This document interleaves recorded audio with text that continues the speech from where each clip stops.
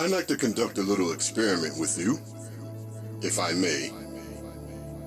I'd like you to pause this video and take a look around your home.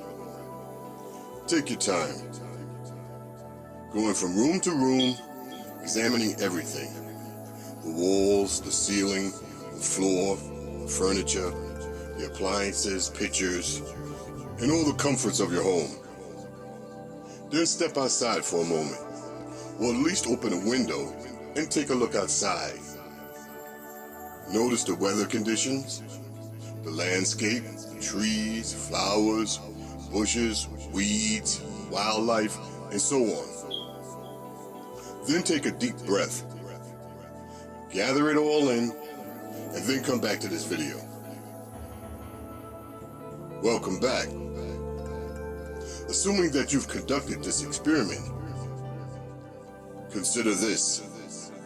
Every single thing you saw, everything, once existed as an idea, a conceptual, creative thought, or in its most simplistic form, pure energy. In other words, whatever we see before us once existed in the non-physical realm, or the realm of the unseen. From the sun in the sky to the earth below your feet, to the blood pumping through your heart, all is a part of this creative process. Let's not debate over names and gender, for these are mere predilections of our imaginings.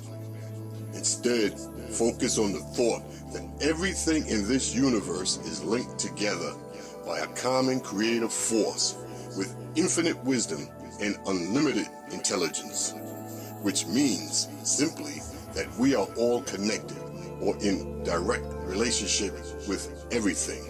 Or better still, we are all one. Of all the creatures in the known universe, we humans consider ourselves special, and for good reason. After all, no other creature that we know of has the ability to envision something in the realm of the non-physical and then to create that vision into physical reality. A simple review of human history reveals our amazing accomplishments. The Great Pyramids were built over 4,575 years ago.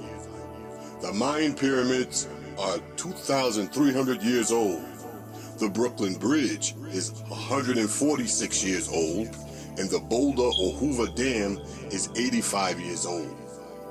Yet these accomplishments pale in comparison to that of the Grand Canyon, which is estimated to be over 6 million years old, and is also a natural creation.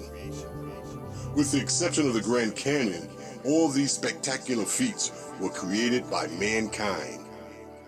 Nevertheless, in spite of all our creations, we continue to come up short in one area of creation, and that is the conscious creation of ourselves. In the words of the fictional Star Trek character, Kanonian Singh, I am surprised how little improvement there has been in human evolution. Oh, there has been technical advancement, but how little man himself has changed.